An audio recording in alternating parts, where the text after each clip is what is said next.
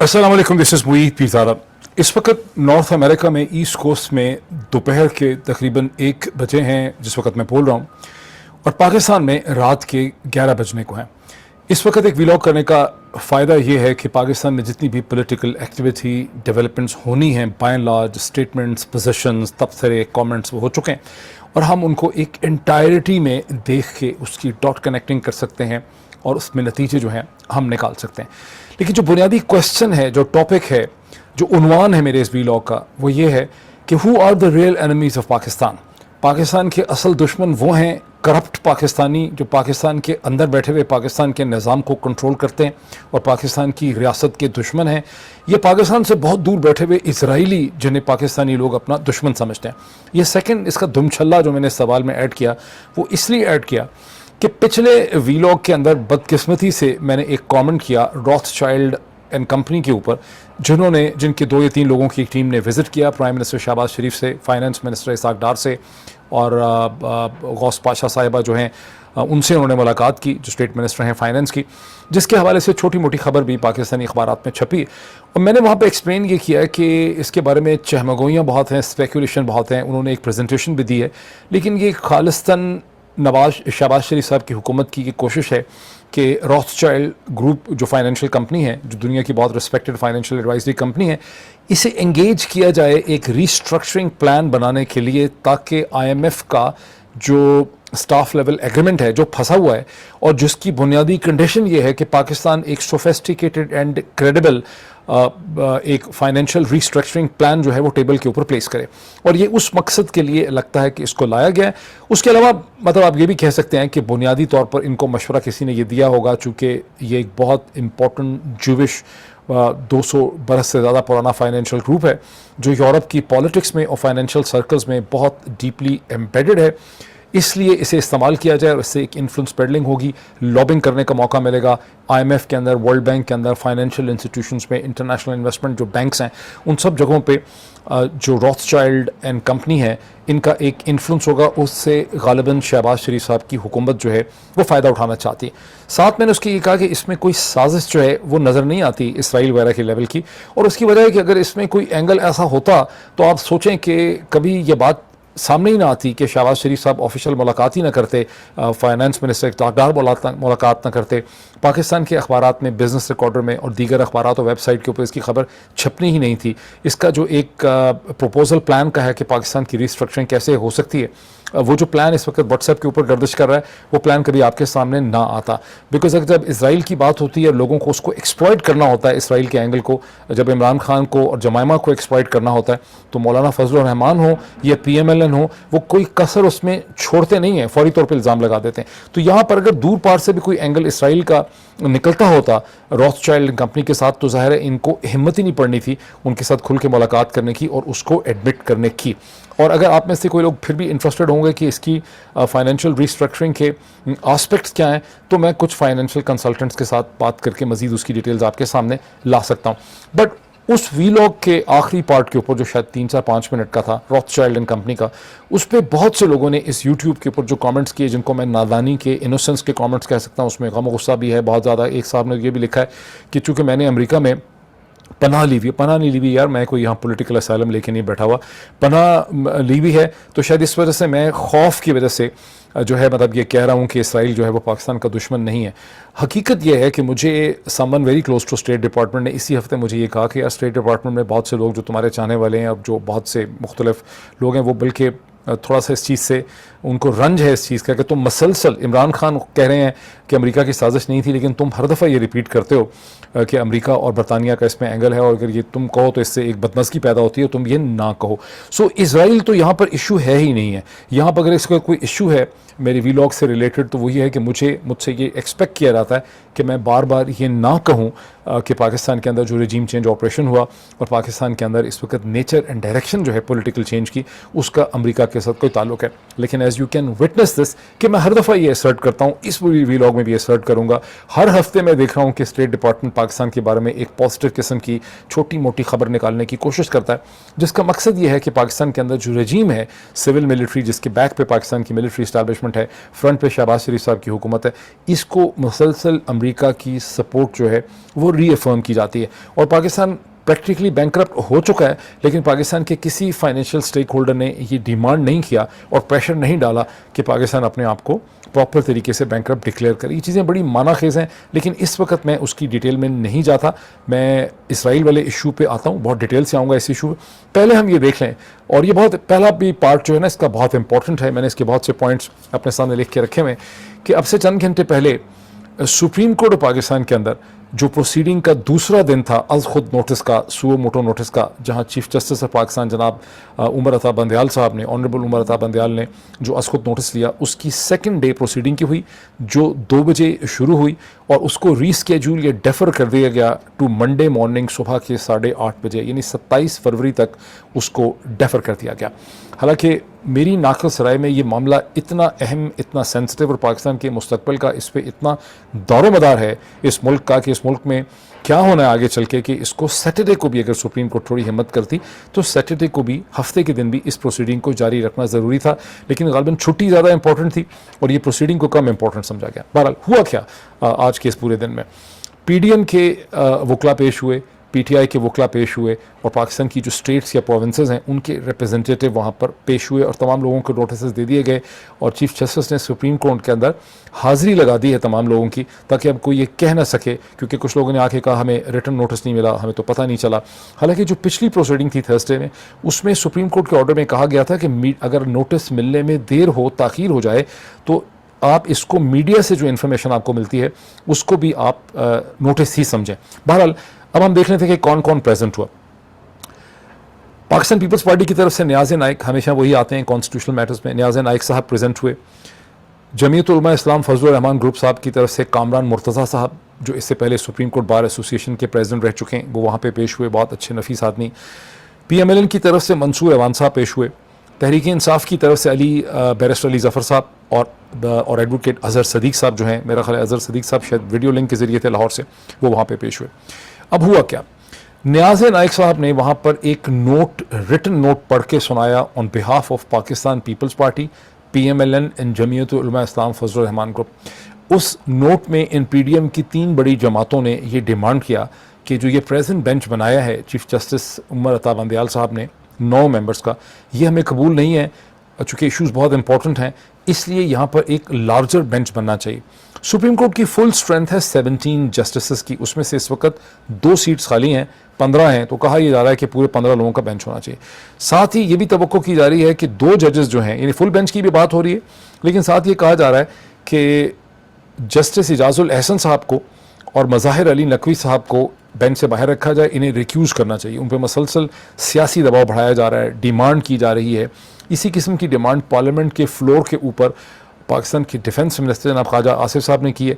और एक्सक्यूज़ ये है कि चूँकि इजाजुल एहसन साहब ने और मज़ाहिर अली नकवी साहब ने 16 फरवरी का अपना जो ऑर्डर लिखा था एक और डिफरेंट केस में, चूँकि उसमें अपना माइंड उन्होंने एक्सप्रेस कर दिया है।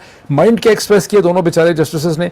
माइंड एक्सप्रेस किया है कि वो ये समझते हैं कि असम्बलियाँ तहलील होने के बाद 90 दिन के अंदर अंदर इंतखाबात होने चाहिए।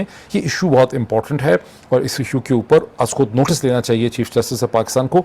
ये वो माइंड है जिन्होंने एक्सप्रेस किया है, ये वो माइंड है जो पूरा पाकिस्तान एक्सप्रेस कर रहा है, जो पाकिस्तान के 90% कॉन्स्टिट्यूशनल एक्सपर्ट एक्सप्रेस कर रहे हैं, जो अखबारों के इदारे कर रहे हैं, जो हर TV एंकर कह रहा है, जो हर ओपिनियन मेकर कह रहा है, जो सोशल मीडिया कह रहा है, और जो प्रिडोमिनेंटली जहाँ कहीं भी वेस्टमिंस्टर पार्लियामेंट्री डेमोक्रेसी है वहाँ से अगर आप ज़रा से भी पहली इस पर एक ओपिनियन ले लेंगे, एक्सपर्ट ओपिनियन लेंगे, तो आपको यही पता चलेगा कि इस निज़ाम हुकूमत या निज़ाम जमहूरियत के अंदर अगर एक स्टेट असम्बली या नेशनल असम्बली या फेडरल पार्लियामेंट, उसकी असम्बली लेजिस्लेचर जो है वो डिज़ोल्व होती है, तो एक सर्टन मुद्दत के अंदर, वो 90 दिन हो सकते हैं, 3 महीने हो सकते हैं, व्हाटएवर, आपको वहाँ पर एक आम इंतखाबात करवाने पड़ते हैं।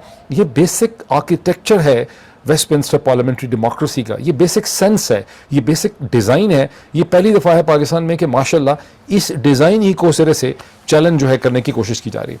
अब लार्जर बेंच को कौन सपोर्ट कर रहा है? जस्टिस ऑनरेबल जस्टिस अतर मनल्ला साहब भी इसे सपोर्ट कर रहे हैं। मुझे थोड़ी सी हैरानगी हुई कि वो क्यों सपोर्ट कर रहे हैं after doing such a wonderful majestic and amazing work at the level of the Islamabad high court. वो यहाँ पर एक खालिस्तान PMLN की और PDM की डिमांड को क्यों सपोर्ट करते नज़र आ रहे हैं? आर्गूमेंट उनका ये है कि यहाँ फंडामेंटल इश्यूज़ हैं। ठीक है, on the face of it ये एक्सक्यूज़ दिया जा सकता है, लेकिन इट्स टू माई मेरी नाकिस ओपिनियन में इट्स ओनली ये सिर्फ एक एक्सक्यूज़ ही है, एक टेक्निकल किस्म का, ये कोई बहुत कन्विंसिंग एक्सक्यूज़ नहीं है। मंसूर अली शाह साहब भी लार्जर बेंच को सपोर्ट करते नज़र आ रहे हैं, और जस्टिस मंदोखेल साहब जो हैं वो तो बैलिस्टिक हैं अगेंस्ट इराजुल एहसन साहब एंड अगेंस्ट मज़ाहिर अली नकवी, और उनका तो लगता है कि कोई शायद ये प्रिंसिपल से ज़्यादा उनकी लगती है क्योंकि पर्सनल इशू भी है।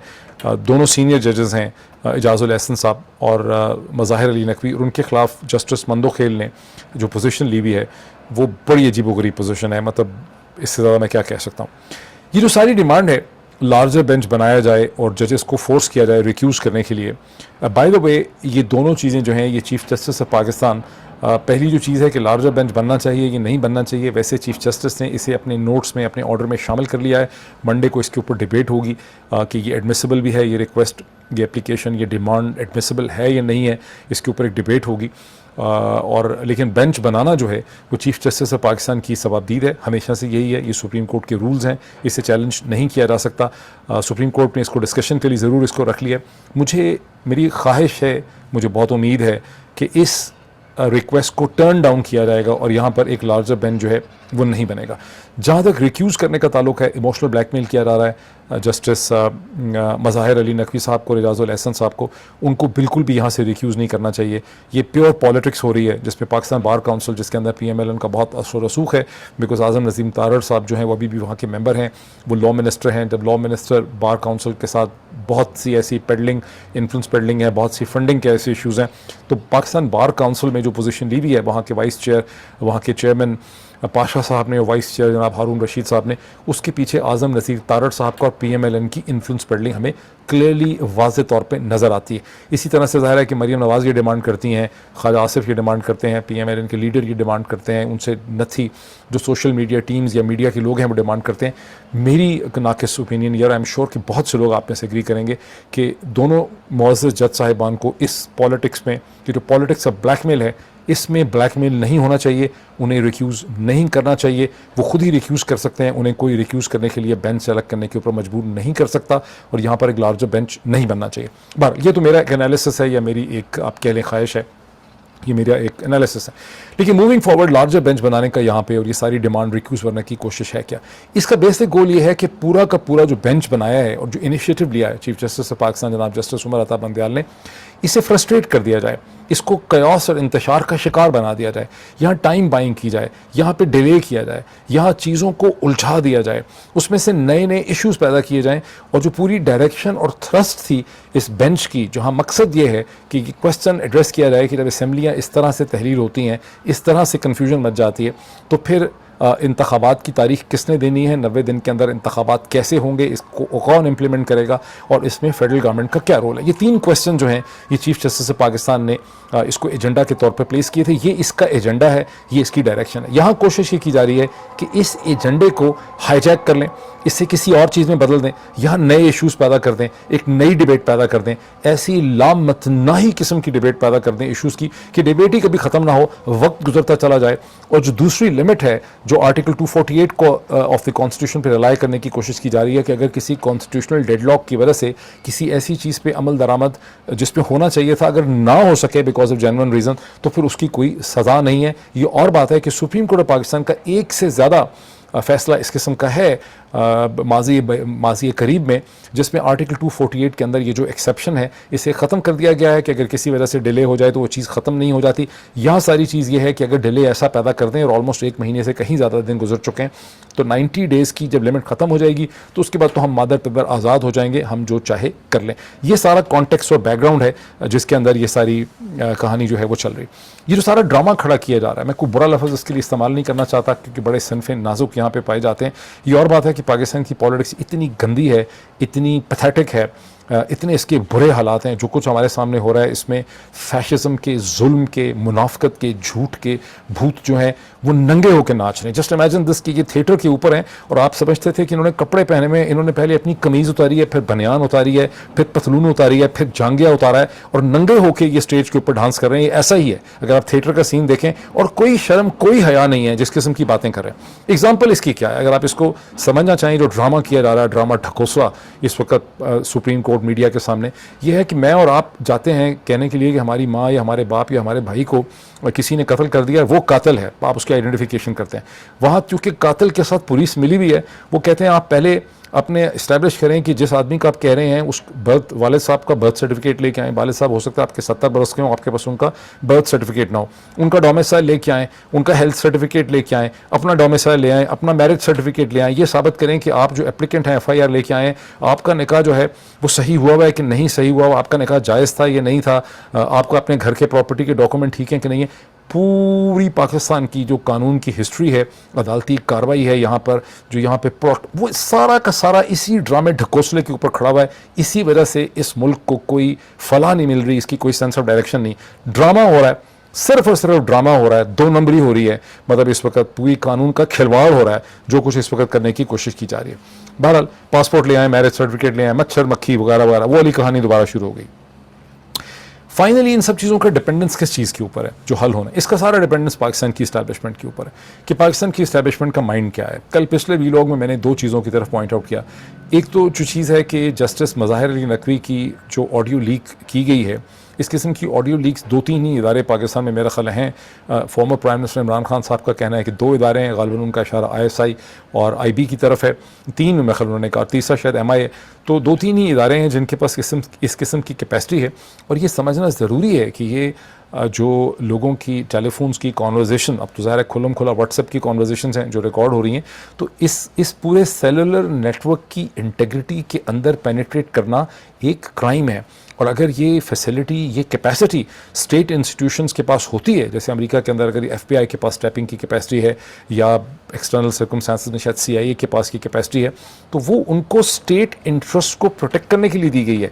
जहाँ कहीं कोई रियासत के इंटरेस्ट के ख़िलाफ़ किसी बैरूनी दुश्मन के साथ या दहशतगर्द के साथ कोलैबोरेट करता है, कहीं किसी ने बॉम्बिंग करनी है, मस्जिद उड़ानी है, मिलिट्री कंटोनमेंट पे हमला करना है, किसी शहर के ऊपर हमला करना है, या किसी ने कोई नेशनल सीक्रेट्स किसी को बेचे हैं, कोई डिप्लोमेट्स के साथ मिलकर साजबाज कर रहा है, किसी ने पैसे पकड़े हुए हैं किसी फॉरेन कंट्री से, उस किस्म के मामलात की जांच पड़ताल के लिए, मॉनिटरिंग करने के लिए ये इंतहाई हसास किस्म की सेंसिटिव जो एक कैपेसिटी है, ये बड़ी एक रिस्पॉन्सिबिलिटी के एहसास के साथ स्टेट इंस्टीट्यूशन को दी जाती है। पाकिस्तान में क्या हो रहा है? लड़के लड़कियों की कॉन्वर्जेशन रिकॉर्ड हो रही है, माशके रिकॉर्ड हो रहे हैं, मुख्तलिफ अगर कोई खातून पॉलिटिशियन जो थी वो किसी और के साथ मिल रही है, उसकी कॉन्वर्जेशन रिकॉर्ड हो रही है। तो पूरे के पूरे रियासती इदारे, माफ़ कीजिएगा, पाकिस्तान के लगता है पता नहीं कितना बड़ा ह्यूमन रिसोर्स जो है वो इस किस्म की क्लैंडस्टाइन ऑडियो और वीडियो रिकॉर्डिंग्स के ऊपर, और फिर उनको लीक करना, उनको डिसेमिनेट करना, उनको सोशल मीडिया पे फैलाना, फिर उनके डिफरेंट एक्सक्यूज़ बना के सुनाना कि हमने नहीं किया, ये फ़लाँ जगह से आ गई।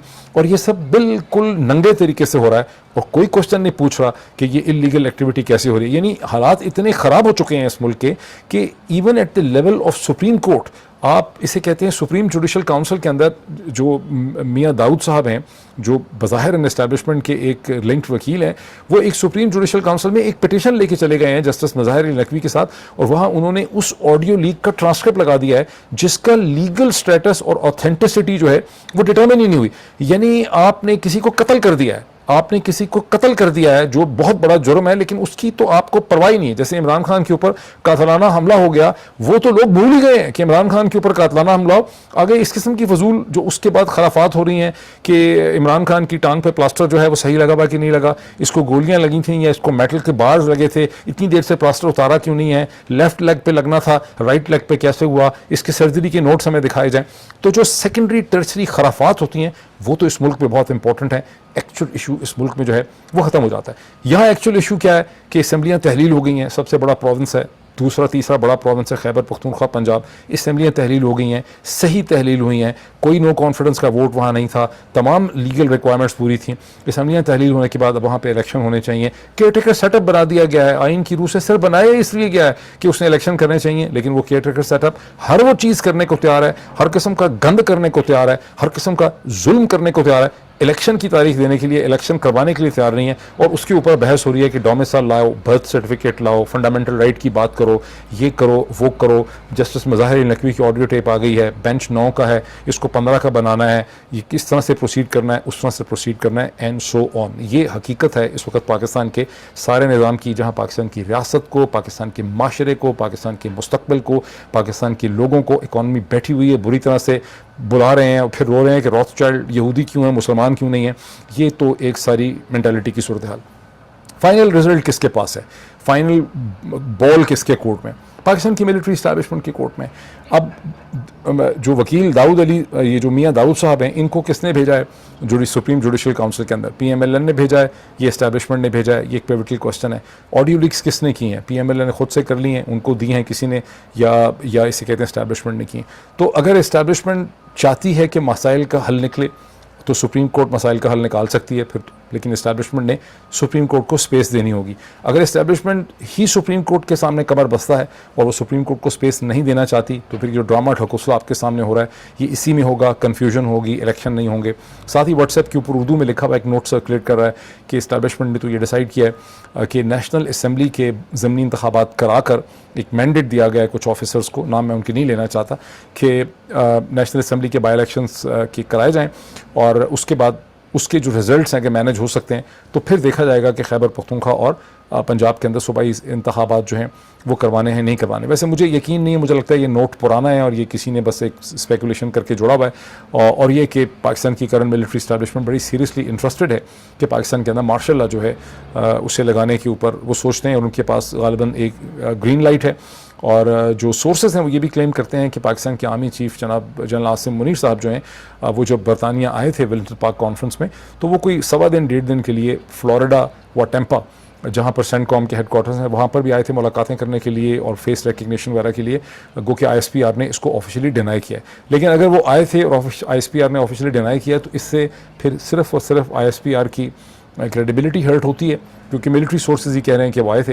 दूसरा मसला ये है कि अगर वो आए थे तो इसमें ऐसी कौन सी ऐसी बात है, इसको छुपाने की क्या ज़रूरत है, ये भी, क्योंकि अगर इसमें कोई छुपाने वाली बात है नहीं तो फिर इसे छुपाया क्यों जा रहा है। लेकिन इसका ज़ाहिर है आप इस पर स्पेकुलेट ही कर सकते हैं कि सोर्स 1 ये कहता है, सोर्स 2 ये कहता है, बट मैंने आपको आपके सामने रख दिया। अब हम आ जाते हैं, ये जो सारा बैकग्राउंड मैंने आपके सामने रखा गंद बला का, जहाँ पर मुनाफकत हो रही है, करप्शन हो रही है, खिलवाड़ हो रहा है पाकिस्तान के मुस्तकबिल के साथ, इसके अंदर उस क्वेश्चन के ऊपर आ जाएं जहाँ से मैंने इस वीलॉग का आगाज़ किया। पाकिस्तान का दुश्मन कौन है? पाकिस्तान का दुश्मन वो महा करप्ट डिनेस्टीज़ और मुरूसी ख़ानदान और सिविल मिलिट्री ब्यूरोक्रेसी के अमीर लोग हैं जो पाकिस्तान के मुस्तकबिल का खिलवाड़ कर रहे हैं, पाकिस्तान को नुकसान पहुँचा रहे हैं, या पाकिस्तान का दुश्मन इसराइल हैं और इसराइलीज़ हैं? और क्यों पाकिस्तान का ये जो सारा इंफॉर्मेशन सिस्टम है जो स्कूल की किताबों से बनाया है, जो PTV से बनाया है, जो रेडियो पाकिस्तान से बनाया है, जो सियासी इर्रेस्पॉन्सिबल टॉक के ज़रिए बनाया है, जो मजहबी उलमा 33 टेलीविज़न चैनल पे बैठे हुए होते हैं, हर दिन एक बंदा बैठा होता है जिन्होंने खिलाफत राशिदा के 31 बरसों के अलावा कभी उनका कोई रेफरेंस पॉइंट है ही नहीं। इस पर भी कभी बात करेंगे कि कितना वीक एंड फ्लॉड नैरेटिव वहाँ पर देते हैं। लेकिन दुश्मन कौन है पाकिस्तान का? कौन पाकिस्तान को नुकसान पहुंचा रहा है? ये अंदर बैठे हुए लोग, या इसे कहते हैं या इजराइलीज? इसमें बहुत से पॉइंट्स मेरे पास हैं जिसमें मैं क्वेश्चन रेज करना चाहता हूं। मैं चाहता हूं कि आप लोग इस वीडियो को शेयर करें जितना शेयर कर सकते हैं। और एक और पुरानी रिक्वेस्ट मैंने आपसे दोबारा दोहरानी थी कि जो लोग इसके सब्सक्राइबर्स हैं, ऑलमोस्ट 300,000 इस यूट्यूब चैनल के, अपने ऑल नोटिफिकेशन जो हैं, बेल नोटिफिकेशन या ऑल यूट्यूब नोटिफिकेशन, उसे इनेबल करें, बिकॉज इस यूट्यूब चैनल के ऊपर सारी ट्रैफिक ब्राउज, सजेस्टेड वीडियो और सर्च से आती है। इसके ऊपर सिर्फ 3% के करीब जो है वो नोटिफिकेशन से आती है, which is very surprising according to 90% के शायद नोटिफिकेशन बंद हैं, लोगों को नोटिफिकेशन नहीं मिलते, सो उनको खोलें। लेकिन यहाँ पर मैं चाहता हूँ कि आप लोग डिबेट करें, लिखें अपने कमेंट्स, जो कुछ मैं कहने लगा हूँ उसके हवाले से मैं क्वेश्चन रेज करना चाहता हूँ, और फिर एक दूसरे के कमेंट्स के जवाब में कमेंट्स लिखें ताकि हम एक कंसेंसस रेज कर सकें उन इम्पॉर्टेंट इश्यूज़ का। जैसे चीफ जस्टिस ऑफ पाकिस्तान क्या कर रहे हैं, उन्होंने एक पैनल बनाया है 9 जजेस का जो डिबेट करेगा उन 3 प्रिंसिपल इश्यूज़ के ऊपर कि किसने क्या करना है असम्बली तहलील होने के बाद, डेट किसने देनी है, इंतखाबात कैसे कराने हैं, फेडरल गवर्नमेंट का क्या रोल है। इसी तरह मैं आपके सामने कुछ क्वेश्चंस यहाँ रेज़ करना चाहता हूँ, और आप 3 लाख लोग हैं जो इस यूट्यूब चैनल को फॉलो करते हैं। एक वीडियो को आसानी से 50,000 लोग, 60,000 लोग जो हैं इसको देखते हैं। तो लेट्स डिबेट द इश्यूज़। पहला क्वेश्चन मेरा आपके सामने, क्या पाकिस्तान और इसराइल के दरमियान कभी कोई जंग हुई, कोई बॉर्डर स्किरमिश हुई? क्या इसराइल और पाकिस्तान के दरमियान कोई कॉमन बॉर्डर है? क्या इसराइल और पाकिस्तान के दरमियान कोई टेरिटोरियल डिस्प्यूट है? क्या इसराइल और पाकिस्तान के दरमियान कोई ट्रेड डिस्प्यूट है? क्या इसराइल पाकिस्तान की ट्रेड कंसेशंस और facilities, market access into United States, market access into Europe, GSP+ में कहीं पाकिस्तान के खिलाफ पोजीशन लेता है वाज़े तौर पे? क्या पाकिस्तान और इसराइल के दरमियान कोई एनर्जी डिस्प्यूट है? क्या पाकिस्तान और इसराइल के दरमियान कोई वाटर डिस्प्यूट है, कोई दरियाओं की पानी का डिस्प्यूट है?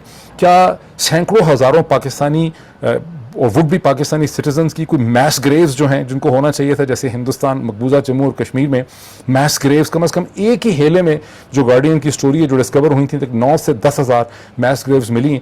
और 1989 से अब तक जो वायलेंस हुई है, जो मिलिटेंसी हुई है कश्मीर में, जो जिहाद की वहाँ पे कोशिश की गई, उसमें अंदाज़न 1 लाख मोस्टली कश्मीरीज जो हैं वो वहाँ पे घायल हुए हैं उस पूरी जद्दोजहद में। तो क्या इसराइल का भी कोई ऐसा रिलेशनशिप है पाकिस्तान के साथ? ये प्रिंसिपल एक एक करके इन क्वेश्चंस को एड्रेस करें, फिर आ जाएं अगले सवालात के ऊपर। पाकिस्तान का क्या इंडिया के साथ एक एग्जिस्टेंशियल डिस्प्यूट है ना? क्या हिंदुस्तान और पाकिस्तान के दरमियान जंगें हुई 1947-48, 1965, 1971, Siachen conflict, Kargil, military mobilization, Brasstacks exercise, Hindustan की पार्लियामेंट के बाद हिंदुस्तान की मोबिलाइजेशन पाकिस्तान के खिलाफ, कारगिल कॉन्फ्लिक्ट की टॉक्सिसिटी और बहुत सी चीज़ें, कश्मीर, मकबूजा जम्मू और कश्मीर का पूरा कॉन्फ्लिक्ट। क्या हिंदुस्तान पाकिस्तान का जो ट्रेड एक्सेस है, हिंदुस्तान पाकिस्तान के ट्रेड एक्सेस पाकिस्तान अगर मार्केट एक्सेस मांगता है यूनाइटेड स्टेट्स के अंदर, क्या हिंदुस्तान उसकी मुखालफत करता है कि नहीं करता? क्या पाकिस्तान को यूरोप के अंदर जो GSP प्लस मिला है, हिंदुस्तान उसकी मुखालफत करता है कि नहीं करता? क्या मकबूजा जम्मू और कश्मीर के अंदर हज़ारों, सिर्फ 2 डिस्ट्रिक्ट्स के अंदर 10,000 प्लस जो हैं वहाँ पे मिले थे, मैस ग्रेव्स मिली थी, लाशें मिली? क्या इन तमाम चीज़ों के बावजूद हमारे हिंदुस्तान के साथ सफारती ताल्लुकात नहीं रहे? 1947-48 से आज तक नहीं रहे, अभी भी हैं। बदकिस्मती है कि उनके हाई कमिश्नर और हमारे हाई कमिश्नर इस वक्त मौजूद नहीं है। जो लास्ट हाई कमिश्नर थे Ajay Bisaria was a great presence in Islamabad. मेरे समेत बहुत ज़्यादा लोग, आप सब जो हैं ये चाहते हैं कि हमारे हिंदुस्तान के साथ सफारती ताल्लुकात हों। प्रेजेंट गवर्नमेंट आपकी बड़ी शिद्दत से चाहती है, पिछली गवर्नमेंट भी चाहती थी कि हिंदुस्तान के साथ ट्रेड रिलेशनशिप हों। मामला तय नहीं पा रहे। हम ये चाहते तो नहीं कि हमारे हिंदुस्तान के साथ रिलेशनशिप ना हो। एग्जिस्टेंशियल कॉन्फ्लिक्ट हमारा किसके साथ है? हिंदुस्तान के साथ। बॉर्डर डिस्प्यूट हमारा किसके साथ है? हिंदुस्तान के साथ। पानी का झगड़ा हमारा किसके साथ है? हिंदुस्तान के साथ। एनवायरमेंटल प्रॉब्लम हमारा किसके साथ है? हिंदुस्तान के साथ। डैम्स का मसला हमारा किसके साथ है? हिंदुस्तान के साथ। कैदियों के एक्सचेंज का मसला हमारा किसके साथ है? हिंदुस्तान के साथ। नैरेटिव कॉन्फ्लिक्ट और क्लैश किसका साथ है? हमारा हिंदुस्तान के साथ। ट्रेड हम मुमकिन तौर पर किसके साथ कर सकते हैं? कहाँ झगड़ा होगा कि ट्रेड कंडीशंस क्या है? हिंदुस्तान के साथ। सेंट्रल एशिया की मार्केट किसके लिए इंपॉर्टेंट है? हिंदुस्तान के लिए। उसके बावजूद क्या हम हिंदुस्तान से ताल्लुकात बेहतर नहीं चाहते? मैं ज़रूर चाहता हूँ, आप में से भी बहुत से लोग चाहते हैं। तो इसराइल से फिर जो आपकी सारी इतनी दुश्मनी और नफरत है, उसकी बेसिस आप कहाँ से डिराइव करते हैं? ये एक इंपॉर्टेंट क्वेश्चन है। इसको खुदारा सोचें, अपना जहन खोलें, आंखें जो अल्लाह ने 5 हिस्से दिए हैं सोचने समझने की, आंखों के ज़रिए, नाक के ज़रिए सूंघें, आंखों से देखें, कानों से सुनें, आंखों से पढ़ें, रिसर्च करें, एक्सप्लेन तो करें अपने आप को। नमाज़ पढ़ने के बाद अल्लाह से दुआ मांग के कहें कि अल्लाह आपको सही गाइड करे। और जो इस मुल्क के डिसइंफॉर्मेशन, मिस इन्फॉर्मेशन सिस्टम ने आपके अंदर नफरतें, कुदरतें, टॉक्सिसिटी भरी हुई है, आपको गलत इन्फॉर्म किया है, वो मिस इन्फॉर्मेशन जिसके नतीजे में आपने अपनी फ्यूचर जनरेशंस का अपना कुंडा कर लिया, अपना मुस्तकबिल तबाह बर्बाद कर लिया है, उस तारीकी को, उस जहालत को एड्रेस करने की कोशिश करें। और इसमें आपके सिविल ऑफिसर्स, मिलिट्री ऑफिसर्स, पढ़े लिखे लोग, इंटेलिजेंस या मजहबियों को तो आप शामिल ही ना करें। मजहबी उलेमा के तो बहुत बुरे हालात हैं, पता नहीं कौन उनको आलम का स्टेटस कैसे दे देते हैं television channel. But more points on this. Israel जो है, आई विल ट्राई कि मैं इसराइली एक्सपर्ट्स या जूविश एक्सपर्ट्स के साथ अमेरिका में बातें करूं। मैं चाह रहा हूं कि मैं एक अलग चैनल बनाऊं जिसको रखूं ही मैं इंग्लिश में, बहुत कम उसमें उर्दू में बात हो, और उसकी लेवल ऑफ डिस्कशन बिल्कुल डिफरेंट हो, ताकि एक हम डिफरेंट लेवल की डिस्कशन वहाँ पे ला सकें। I am trying to basically find time to basically do that. लेकिन let's state some facts. Israel की क्रिएशन एक ब्रूटल ऑक्यूपेशन है, ये एक कॉलोनियल स्टेट है जिसके प्रीडोमिनेंट इनिशियल सिटीजन सारे के सारे बाहर से आए हैं। ये वो लोग हैं जो बरतानिया, Germany, Europe, Russia, eastern Europe में रहते थे गुज़िश्ता कई 100 बरस से, तुर्की में, ईरान में, मुख्तलिफ जगहों से, और ये नकल मकानी करके एक स्टेट इनके लिए बनाई गई है। ये एक कॉलोनियल स्टेट है जिसको मज़हब के नाम पे बनाया गया है। ये पता नहीं किस बेवकूफ़ ने आप लोगों के जहन में ये पैथेटिक आइडिया फिस्टी डाल दिया है कि पाकिस्तान की क्रिएशन और इजराइल की क्रिएशन के दरमियान कोई बहुत ज़्यादा सिमिलैरिटीज। ओ भाई नहीं है, दिस इज IQ 10 इशू, बिल्कुल भी नहीं है। पाकिस्तान में रहने वाले मुसलमान इधर ही रहते थे। पाकिस्तान के जो क्रिएटर्स हैं, हिंदुस्तान के क्रिएटर्स स्ट्रक्चर्स हैं, ये उनका कोई डिज़ाइन नहीं था कि लोग नकल मकानी करके हिंदू पाकिस्तान से चले जाएं, खैबर पख्तूनख्वा और पंजाब से, और मुसलमान जो हैं उनको हिंदुस्तान से निकाल दिया जाए।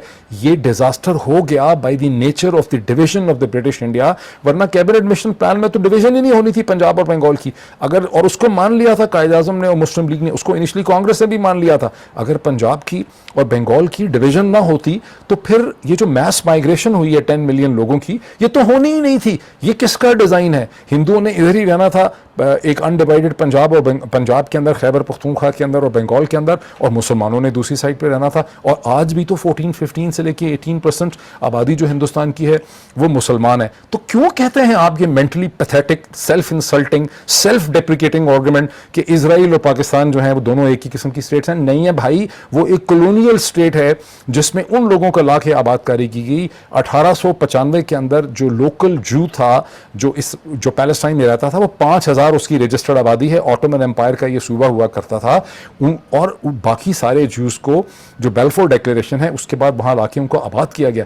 यही वजह है कि उनको टेक्नोलॉजिकल और मिलिट्री एज था लोकल पैलेस्टीनियंस के ऊपर, जो कि अनएजुकेटेड, अपने टाइम जोन के अंदर फंसे हुए, टाइम लैब के अंदर फंसे हुए, लैब्स के अंदर फंसे हुए एक फार्मर थे। उनके पास वो मॉडर्न टेक्नोलॉजी, स्किल सेट्स नहीं थे एग्रीकल्चर के, फार्मिंग के, वेपन के, साइंस के, जो ये यूरोपियन आबादकार लेकर आए। ये वो वजह है जिसकी वजह से अक़वाम मुत्तहिदा के बहुत से ममालिक, इंक्लूडिंग इंडिया, लातीनी अमेरिका, बहुत से यूरोपियन ममालिक आहिस्ता आहिस्ता इसराइल के बहुत ज़्यादा खिलाफ हो गए, जिसकी वजह से इसराइल को एक ज़ायनिस्ट स्टेट, एक सहूनी रियासत, एक ह्यूमन राइट्स की वायलेशन की वजह से उसको कंडेम किया गया। ताहम दुनिया के हालात में बड़ी तब्दीली आई है जब आप देखते हैं कि मुत्तहिदा अरब इमारात, कतर, बहरीन, जॉर्डन, इजिप्ट और उसके बाद सऊदी अरेबिया इसराइल को मुसलसल अगर या तो रिकग्नाइज कर रहे हैं, ये एंगेज कर रहे हैं। ये बड़ी सीज़मिक चेंजेस हैं। और मैं कई बरस से, अब तो अमेरिका में हूँ, पहले क्या अमेरिका में बैठा हुआ था, मैं प्राइम मिनिस्टर ऑफ पाकिस्तान के सामने बैठ के 40 एंकर्स के सामने मैंने 2018 और 19 से ये सवाल उठाना शुरू किया था, जब पाकिस्तान में किसी को ये मालूम ही नहीं था कि अरब जो हैं वो इसराइल को रिकग्नाइज कर लेंगे। मैंने उस वक्त इशारा किया था कि अरब्स जो हैं वो, और मैंने इस पर व्लॉग्स भी किए हैं जो इसी यूट्यूब चैनल के ऊपर मौजूद हैं, कि अरब्स जो हैं जब इसराइल को रिकग्नाइज कर लेंगे तो पाकिस्तान के लिए नए किस्म के चैलेंजेस जो हैं पेश हो जाएंगे। अपनी आंखें खोलें, अपना दिमाग खोलें, अपने कानों के अंदर जो जमी हुई आपके वो कोई ऐसी ग्रीस है जिसकी वजह से आपको चीज़ें समझ नहीं आती, आंखों में कोई गलत शीशे पहने हुए हैं, तो उनको उतार के देखें, कुछ पढ़ें आगे पीछे, ताकि दुनिया को अंडरस्टैंड कर सकें कि दुनिया किस डायरेक्शन में जा रही है। और आपके तासुबात की वजह से, उस इग्नोरेंस की वजह से जिसमें आपको ये शरीफ खानदान, जरदारी खानदान आपको ब्लैकमेल कर रहा है, बेवकूफ़ बना रहे हैं सब लोग आपको, और आप इनके हाथों मुसलसल बेवकूफ़ बनने को तैयार हैं। फिर एक और क्वेश्चन देखें, बांग्लादेश आपका पिछला part, farmer east Pakistan, Muslim country, किसके साथ उसके ज़्यादा बेहतर ताल्लुकात हैं? आपके साथ या हिंदुस्तान के साथ? किसने उसको ज़्यादा मदद की है ट्रेड फैसिलिटेशन के अंदर 2006-07 के बाद? पहले उनके डिस्प्यूट थे बॉर्डर, उन्होंने सेटल कर लिए 2006-07-08 के बाद से। उसके बाद जो बांग्लादेश की जो इकोनॉमिक प्रॉस्पेरिटी है, ये तो सभी लोग कह देते हैं पाकिस्तान में कि बांग्लादेश की बड़ी इकोनॉमिक प्रॉस्पेरिटी, रीजंस क्या हैं उसके? इंडिया की हेल्प, और रीजंस क्या हैं? अमेरिका, नस्रानी ताकत और यूरोप, जिन्होंने बांग्लादेश को गुज़िश्ता कई बरसों से बहुत ही expedited massive trade facilitation offer की, बांग्लादेश की इकनॉमिक सूरत हाल को बदलने के लिए। अमेरिका ने भी ऑफ़र की, यूरोपियन यूनियन ने भी ऑफ़र की, उनको ख़ास किस्म का स्टेटस दिया गया, जो अभी भी 2026 तक जो उसका एक GSP प्लस टाइप जो स्टेटस है बांग्लादेश का, या लीस्ट डेवलप्ड कंट्रीज़ का, वो चलेगा। दिस इज़ द रीज़न जिसकी वजह से बांग्लादेश की इकॉनमी ने प्रोग्रेस किया। लेकिन आपको मसलसल आपके मौलवी हज़रात बता रहे हैं कि यहूदी नसरानी आपके जो हैं दोस्त नहीं हो सकते। देखें, रिलीजियस डॉक्यूमेंट्स को उनको इंटरप्रिटेशन करने की उसकी ज़रूरत है, इसमें टाइम एंड स्पेस के इश्यूज इन्वॉल्व होते हैं। इसी वजह से अल्लामा इकबाल ने कहा था कि मज़हब को समझ ही नहीं सकता मुल्ला, मज़हब को समझने के लिए आपको मेटाफिजिशियन होने की ज़रूरत है। जब तक आपको modern sciences, physics, chemistry, mathematics, astronomy, different issues, इसी वजह से आपको जब एक कॉलेज प्रॉपर एजुकेशन करते हैं तो ये तमाम इश्यूज़, ये तमाम, आपने मेडिसिन पढ़नी हो, ये कुछ और आपने पढ़ना हो, लेकिन दुनिया की जो बेसिक स्कूलिंग सिस्टम है उसमें ये सारे सब्जेक्ट्स आपको पढ़ाए जाते हैं ताकि आपको दुनिया की एक अंडरस्टैंडिंग हो और आप दुनिया के जो अलूम है, जो नॉलेज है, उसको इंटरप्रेट कर सकें। पाकिस्तान के जो उलेमा हजरात जिनको कहा जाता है, उनको दुनिया की कोई अंडरस्टैंडिंग नहीं है और वो पाकिस्तान के लोगों को गुमराह कर रहे हैं और उसके अंदर पूरी पाकिस्तान की पॉलिटिक्स जो है वो चल रही है। मैं क्यों अपनी गर्दन और अपनी ज़िंदगी ख़तरे में डाल रहा हूँ? इसलिए कि मेरा कोई पाकिस्तान की पॉलिटिक्स से स्टेक नहीं है, मुझे पाकिस्तान की पॉलिटिक्स से कुछ चाहिए नहीं, मुझे वहाँ से कोई वोट नहीं चाहिए, ठीक है। अब ज़रा इस चीज़ पे देख लें कि इमरान खान के ऊपर जो एक एतराज़ है, एक इमरान खान के बहुत बड़े नाकिद मुझसे बात करते रहते हैं, जो PMLN सिंपैथेटिक होते हैं, जो PTI जो PPP सिंपैथेटिक होते हैं, वो कहते हैं जी इमरान खान तो लीडर नहीं है, बिकॉज लीडर तो कॉम्प्रोमाइज़ करता है। लीडर हैं नवाज़ शरीफ, लीडर है आसिफ अली जरदारी, बिकॉज वो आपस में जोड़ तोड़ कर लेते हैं। अगर इमरान खान अक्लमंद होता तो जरदारी के साथ या नवाज़ के साथ जोड़ तोड़ करके मिलिट्री इस्टेब्लिशमेंट के सामने खड़ा हो जाता। लेकिन इमरान खान एक ऐसा लीडर है जो पाकिस्तान के लॉन्ग टर्म फ्यूचर के अंदर बिलीव करता है, और उसने अपनी सच्चाई के ऊपर और ट्रूथ पे कॉम्प्रोमाइज़ नहीं किया, वरना जोड़ तोड़ करता तो उसकी सूरत हाल बहुत बेहतर हो जाती अगर उसको हुकूमत ही लेनी होती। सिमिलरली इमरान खान लीडर है, मैं एनालिस्ट हूँ। एनालिस्ट की जिम्मेदारी ये है कि ट्रूथ को आइडेंटिफाई करे और उसके जो फॉलोअर्स उसको वाकई एनालिस्ट समझते हैं उन तक एक सही एनालिसिस लेकर जाए। उसको वोट नहीं चाहिए लोगों का, वरना ये तो बड़ा आसान काम है कि आपको वो चीज़ बताई जाए जो आप सुनना चाहते हैं। बहुत से लोग यही काम कर रहे हैं, ट्रेड ही यही है, हर वक्त खुशखबरी, हर वक्त खुशखबरी, हर वक्त खुशखबरी। बड़ा नोटिस ले लिया सुप्रीम कोर्ट ने, फिर क्या नतीजा निकला देखें, कैसी फ्रस्ट्रेशन की सिचुएशन जो है चल रही है। असम्बलियाँ तहलील हो गई, डायनामिक्स चेंज हो गए, भी देखें क्या हो रहा है सारा। असम्बलियों को तहलील तो 40 दिन गुजर चुके हैं। सो जो करेक्ट एनालिसिस करना, एनालिस्ट वही है जो करेक्ट ऑनेस्ट एनालिसिस करे, बेखौफी से करे, और उस वक्त ये ना देखे कि कितने लोग उसके एनालिसिस से हर्ट होते हैं। ये एनालिसिस की बेसिक टच स्टोन और यार्ड स्टिक है जिसके हवाले से मैं ये सारी बात कर रहा हूँ।